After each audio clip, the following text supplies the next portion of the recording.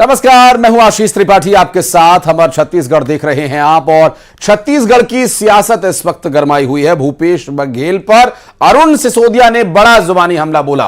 अरुण सिसोदिया ने कहा कि पूर्व मुख्यमंत्री भूपेश बघेल ने कांग्रेस पार्टी के पैसों की बंदर बांट की। भूपेश बघेल ने अपने दोस्तों नजदीकियों को लाभ पहुंचाया। 5 करोड़ 79 लाख रुपए की देनदारी हुई है।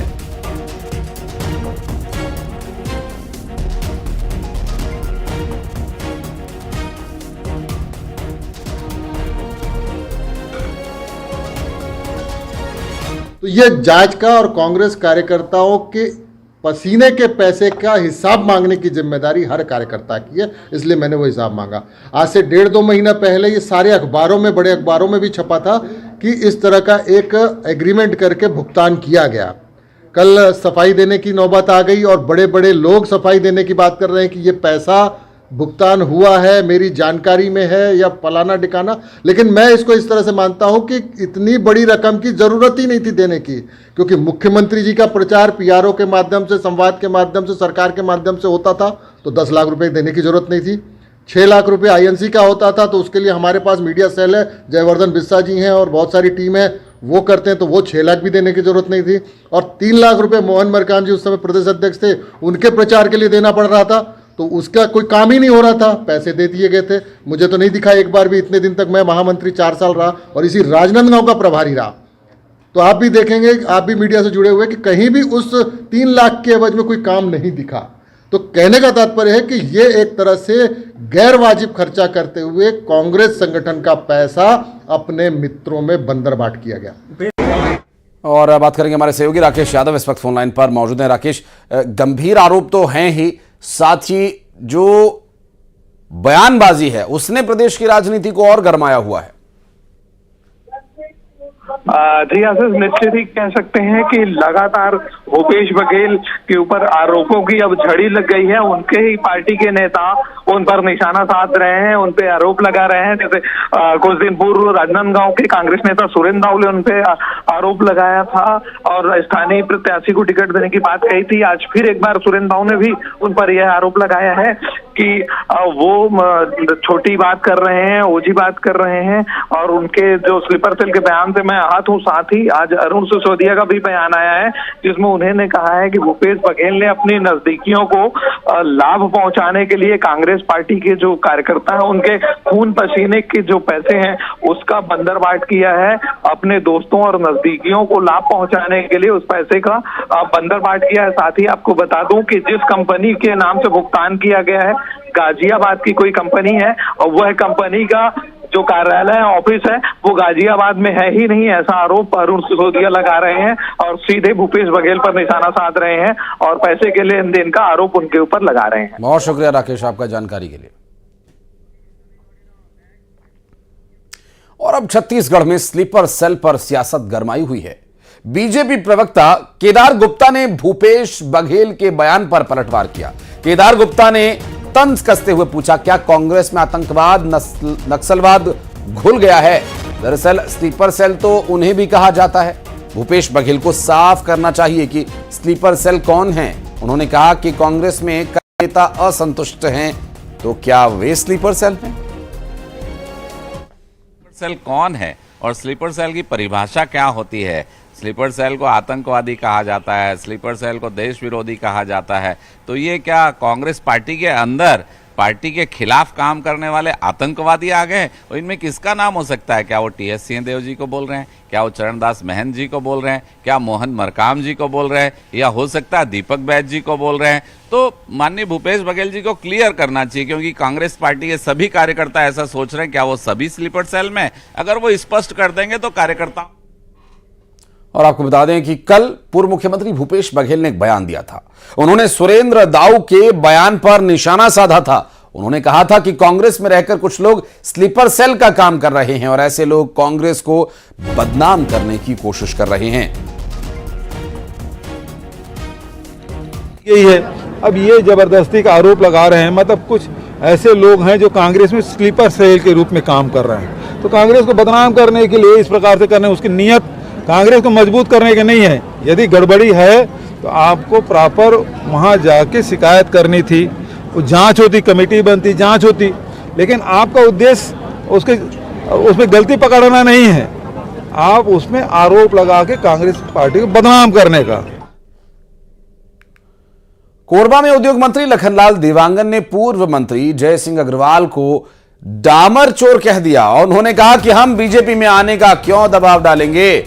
उन्होंने आरोप लगाया कि जय सिंह अग्रवाल पर कई आपराधिक मामले हैं। दरअसल डॉक्टर चरणदास महंत ने आरोप लगाया था कि जय सिंह अग्रवाल पर बीजेपी में शामिल होने के लिए दबाव डाला जा रहा है। इसी पर लखनलाल देवांगन ने यह बयान दिया है। भारतीय जनता पार्टी किसी को दबाव नहीं बना रहे हैं और जय सिंह को हम काहे को दबाव पाएंगे भारतीय जनता पार्टी में। और जय सिंह के ऊपर कई अपराधी हैं, डामर चोर हैं, ऐसे लोगों को हम पार्टी में लाने के ऑफर देंगे। उनका कारनामा स्कूटर में डामर ले जाते थे और बड़े हाईवा का नंबर लेते थे। और छत्तीसगढ़ कांग्रेस प्रभारी सचिन पायलट ने दावा किया कि राज्य में कांग्रेस को बड़ी सफलता मिलेगी। लोकसभा चुनाव में पहले से ज्यादा सीटें जीतने का सचिन पायलट ने दावा किया। पायलट 3 दिन के छत्तीसगढ़ दौरे पर हैं। पायलट ने बिलासपुर में प्रेस वार्ता की। उन्होंने कहा कि बाकी सीटों पर जल्द ही उम्मीदवारों की घोषणा होगी। पायलट ने दिल्ली के सीएम केजरीवाल की गिरफ्तारी को भी गलत बताया। मैं ऐसा कह सकता हूं और अतिशयोक्ति नहीं कर रहा हूं, बड़ी विनम्रता से कह रहा हूं कि 11 सीटों की ये राज्य छत्तीसगढ़ और यहाँ पर अप्रत्याशित परिणाम आएंगे।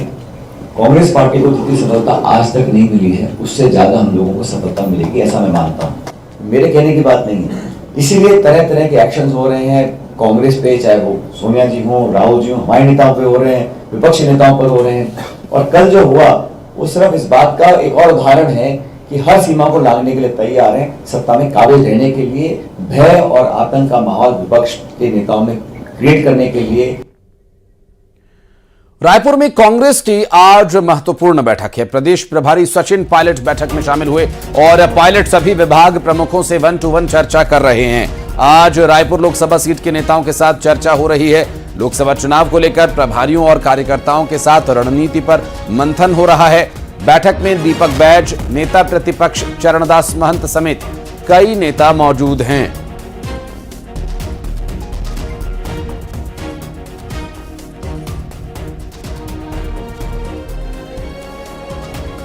और रायपुर में कांग्रेस की बड़ी बैठक। पायलट 1-to-1 चर्चा कर रहे हैं सभी नेताओं से, जिसमें यहां पर बड़ी संख्या में कार्यकर्ता तो पहुंचे हैं, लेकिन जो 1-to-1 चर्चा है वो कुछ चुनिंदा नेताओं के साथ हो रही है। दरअसल विभाग प्रमुखों को चर्चा के लिए बुलाया है।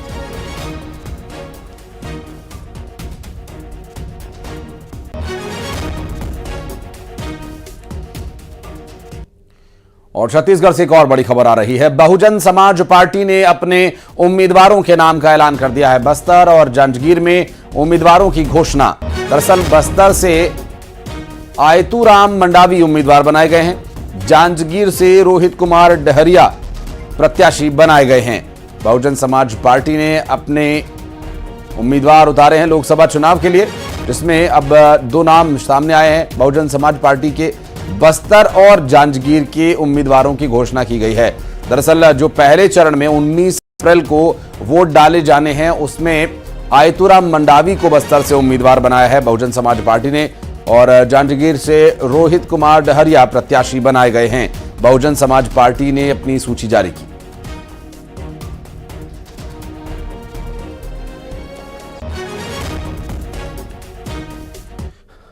और छत्तीसगढ़ में आज कांग्रेस पार्टी अपनी दूसरी सूची जारी कर सकती है। दरअसल दिल्ली में केंद्रीय चुनाव कमेटी की मीटिंग और 5 सीटों पर उम्मीदवारों के नाम आना भी बाकी है। बस्तर, कांकेर, बिलासपुर, रायगढ़, सरगुजा में उम्मीदवार घोषित होने हैं। प्रथम चरण में बस्तर पे वोट डाला जाना है। और बस्तर लोकसभा सीट की यदि बात करें तो 19 तारीख को इसी सीट पर वोटिंग होनी है, लेकिन कांग्रेस पार्टी अभी उम्मीदवार तलाश रही है। क्या दीपक बैज को रिपीट करेगी कांग्रेस पार्टी या फिर कोई नया चेहरा उतारा जाना है? और आपको बता दें कि 6 सीटों पर नाम पहले आ चुके हैं और आज बाकी बची हुई 5 सीटों पर उम्मीदवारों के नाम का ऐलान किया जा सकता है कांग्रेस पार्टी के द्वारा। आज कांग्रेस पार्टी अपने उम्मीदवारों के नाम का ऐलान कर सकती है।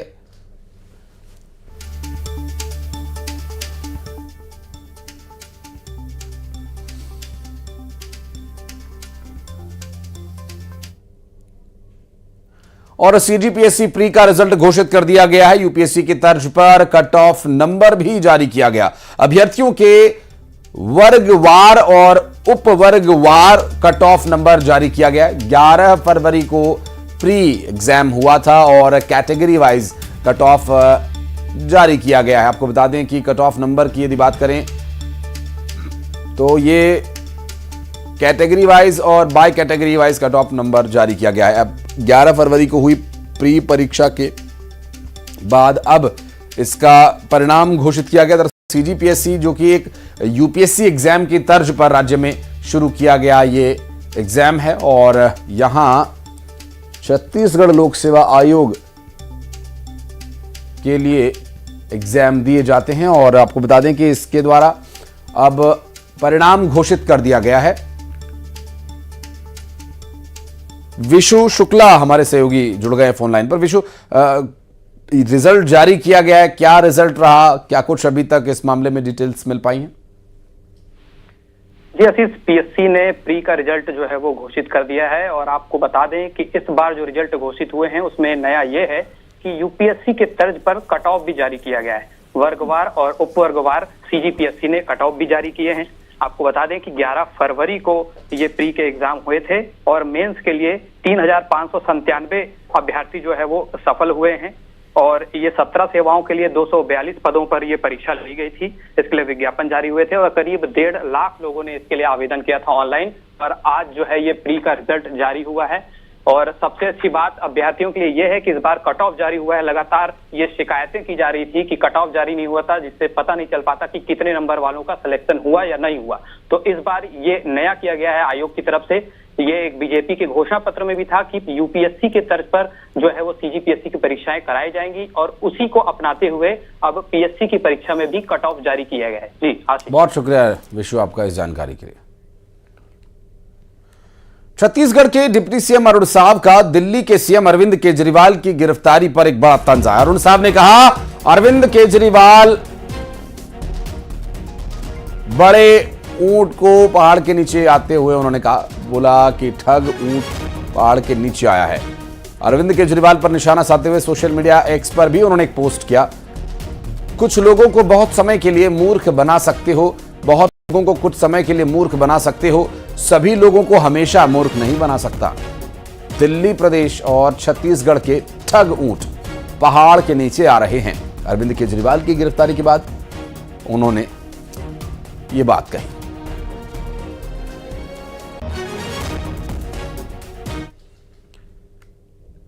और बिलासपुर में आज पानी की सप्लाई नहीं होगी। दरअसल 30,000 लोगों को 3 दिन तक पानी नहीं मिलेगा। आपको बता दें कि अमृत मिशन की पाइपलाइन जोड़ने का काम चल रहा है। शहर के जोन 3, 4 और 5 में पानी सप्लाई बाधित रहेगी। होली के ठीक पहले लोगों को परेशानी होगी। हालांकि टैंकर्स के जरिए प्रभावित क्षेत्रों में वाटर सप्लाई का निगम ने दावा किया है। में जल समस्या दिखाई देने लगी है। लोग कई किलोमीटर दूर से पहुंचकर यहां पर पानी भरने आ रहे हैं। निगम की टैंकर की व्यवस्था पूरी तरीके से फेल साबित हो रही है। आज पहला ही दिन है, पहले दिन की मॉर्निंग है और आप देख सकते हैं कि लोगों को किस तरीके से समस्या का सामना करना पड़ रहा है। निगम ने यह दावा किया था कि इनको पानी की व्यवस्था की जाएगी टैंकरों के जरिए। क्या व्यवस्था की गई है? कोई व्यवस्था नहीं की गई है। कल से कोई व्यवस्था की गई नहीं। आज भी अभी भी आप सामने देख रहे हैं, मैं तो सामने खड़ा विजय कुमार जाग, वार्ड नंबर 2 का यहाँ प्रत्याशी हूँ, बचपन से रह रहा हूँ। आप सामने देख सकते हैं पानी के लिए कल से कतार लगा हुआ है। देने वाले ये बेचारे गार्डन वाले हैं जो भूखे प्यासे पानी दे रहे हैं, अपने भी बच्चे को खिलाया नहीं है नाश्ता, इनके पानी के देने के लिए लगे हैं। और दूर दूर से 1.5 किलोमीटर से आप देख रहे हैं। जी बिल्कुल। आप कहाँ से आ रही हैं दीदी? आप कितना दूर? मैं नीचे नाका से आई हूँ भैया, नीचे चौक से। और कल बिना बताए बंद कर दिए थे 10 बजे और आज जो है 22 तारीख को बोले थे, लेकिन 21 तारीख को बंद कर दिए थे नल यहाँ का। और यहाँ समस्या भैया पानी का बहुत ज्यादा, यहाँ टैंकर बुलवाइए। पानी की समस्या बनी हुई है, ये 3 दिनों तक होगी, कोई वैकल्पिक व्यवस्था हुई है? एक तो बहुत शर्म की बात है, माताएं बहनें रोड में नहा रही हैं, वहाँ पुरुष भी नहा रहे, वहाँ महिलाएं भी नहा रही हैं। ये बहुत ही दर्दनाक।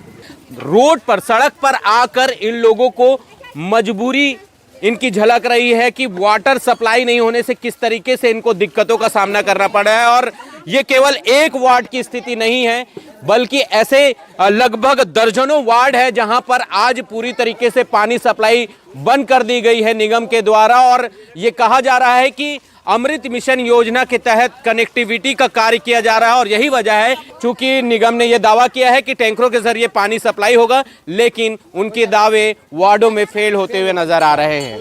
बिलासपुर से न्यूज़ 18 के लिए उमेश मौर्य।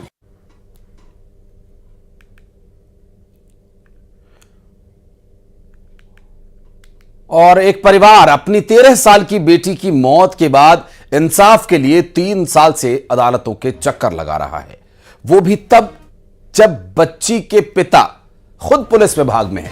परिजनों का यह आरोप है कि 13 साल की अदिति दुबे की लापरवाही से मौत हुई थी। डॉक्टर की लापरवाही है इसमें।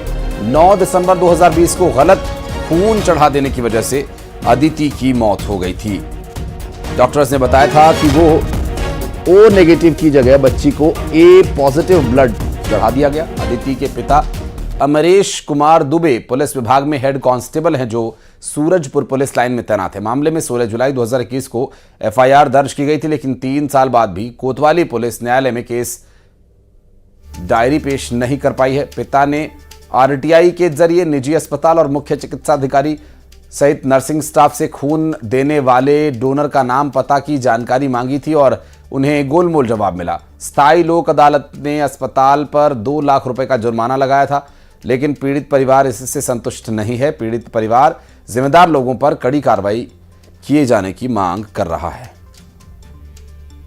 जैसा लग रहा था, वही ब्लड चढ़ाने के लिए डॉक्टर सलाह दिए, लेके गए थे चढ़वाने।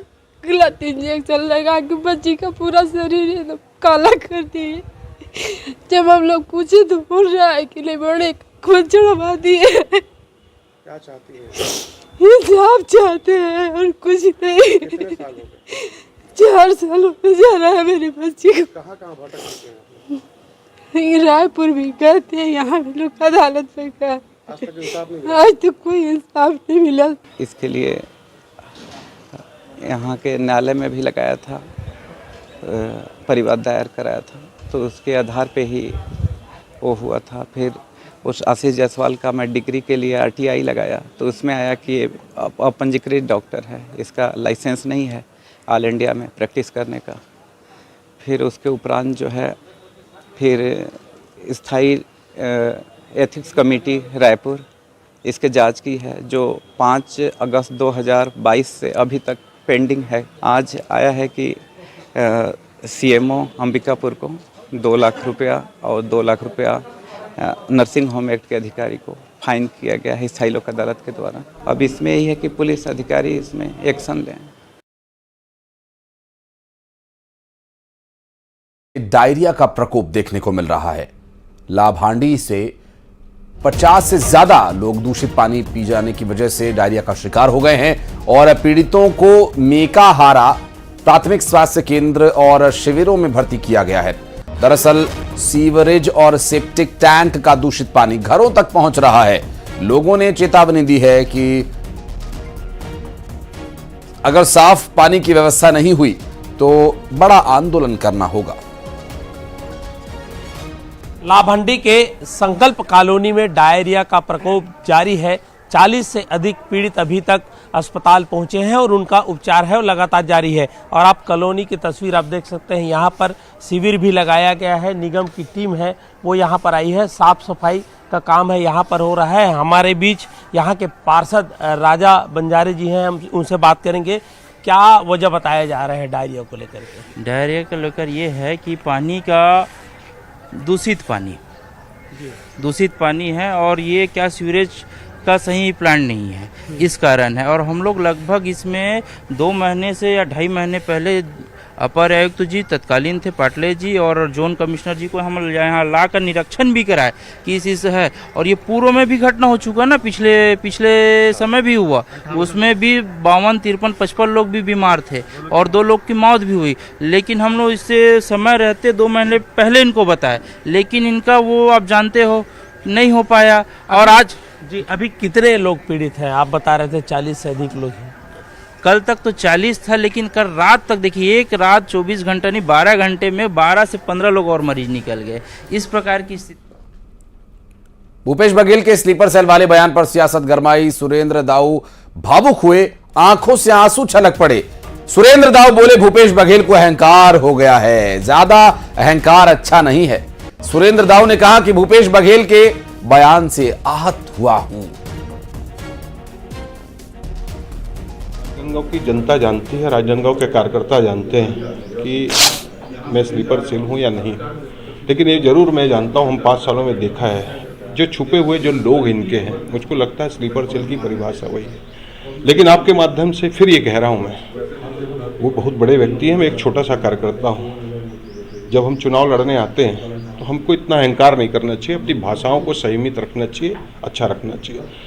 राजनांदगांव संस्कारधारी है जहां आप चुनाव लड़ने आए, तो आपसे मैं निवेदन करना चाहूँगा कि इस टाइप की भाषा का आप उपयोग न करें, वरना राजनांदगांव के जो लोग हैं ना, उनने जो शब्द कहा है ना, मुझको इस बात की बड़ी पीड़ा है। मैंने जब से होश संभाला है पार्टी के लिए काम किया है, और आज एक मुखिया मुझको स्लीपर सेल कह रहा है, मुझको बहुत पीड़ा इस बात की। और मैं नहीं, राजनांदगांव की जनता, राजनांदगांव की कार्यकर्ता इस बात का जवाब देगी। मैं उस मुखिया से इस बात का निवेदन करता हूं कि इतने अहंकार में मत रखिए, अहंकार किसी का भी नहीं चलता है। आप जो कह लेते मुझको, आपने जो स्लीपर सेल की संज्ञा दी ना, आपको राजनांदगांव की जनता, राजनांदगांव संस्कारधानी, राजनांदगांव की जनता न राजनांदगांव के कार्यकर्ता इस बात को लेकर माफ करेंगे। और इस बीच आपको राजनांदगांव, जहां मुख्यमंत्री विष्णुदेव साय क्या सुनवाते हैं। और आज के कार्यकर्ता सम्मेलन में राजनांदगांव विधानसभा क्षेत्र के सभी देवतुल्य कार्यकर्ता भाइयों और बहनों और हमारे मीडिया के मित्रों, मुख्यमंत्री के दायित्व संभाले के बाद आज पहली बार आप मन के बीच में आना हुए है, और वो भी एक कार्यकर्ता सम्मेलन में। सभी विधानसभा के देवतुल्य कार्यकर्ता यहां बूथ स्तर से लेकर जिला प्रदेश स्तर तक के, राष्ट्रीय स्तर तक के नेता मौजूद हैं। मैं आप सबके मैं जोहार करत हूं, आप सबके मैं नमन करत हूं। और आज आप मन आत्मीय स्वागत करे हो बड़े बड़े गजमाला में, तो कर लिए बहुत बहुत आभारी। और मैं भी आप मन के हृदय से स्वागत करत हूं, अभिनंदन करत हूं। आप सबके मालूम है कि लोकसभा चुनाव के शंखनाद हो चुकी से, और हमारे छत्तीसगढ़ में 3 चरण में लोकसभा के चुनाव संपन्न होना है। पहला चरण में सिर्फ एक लोकसभा चुनाव होना है बस्तर के 19 अप्रैल, और दूसरे चरण में 26 अप्रैल दूसरे चरण में आप मन के राजनांदगांव के चुनाव संपन्न होना है। और इस समय हमारे देश के यशस्वी प्रधानमंत्री श्री नरेंद्र मोदी जी, जो 10 साल प्रधानमंत्री के रूप में, प्रधान सेवक के रूप में हमारे देश के सेवा करीन है, हमारा तीसरा बार मंत्री बनाना है कि नहीं? तो ऐसे कैसे चले? दोनों हाथ ला ठीक से उठा के तीसरी बार बनाना है ना।